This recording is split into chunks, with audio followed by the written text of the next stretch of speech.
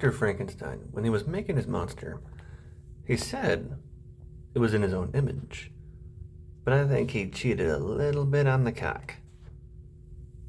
I don't think he made it exactly 4.5 inches, as Dr. Frankenstein was known to be. He was in graveyards, looking for the largest cadaver with the largest cock. Spent a lot of time in the Harlem section. Of course, Dr. Frankenstein picked out the biggest dick. He wouldn't make a monster and skimp out on the monster cock. Because if word got out his monster had a small dick, Dr. Frankenstein would be the laughingstock of the science community.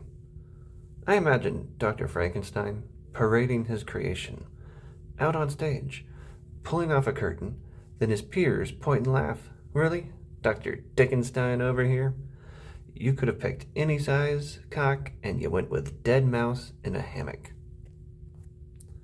Although, if Dr. Frankenstein was black, the story would have been a lot shorter.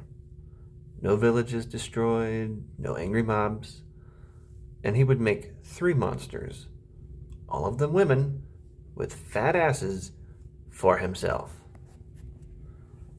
Dr. Black-enstine would dick those monster ladies down and they'd never leave.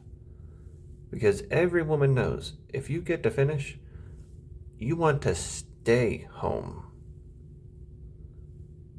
And even if one of them did leave, he would play that violin with his dick and she would come crawling back.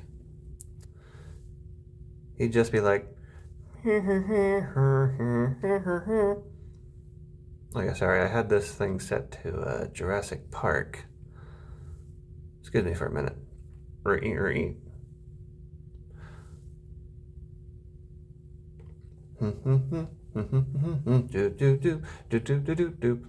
it on the Ritz. Okay, here it is.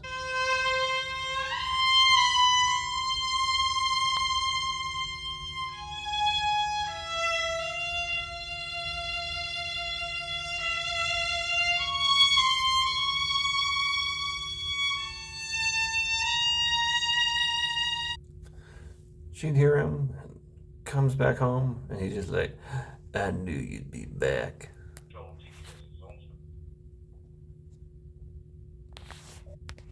That made me realize Drive. Frankenstein was a bit of a cuck.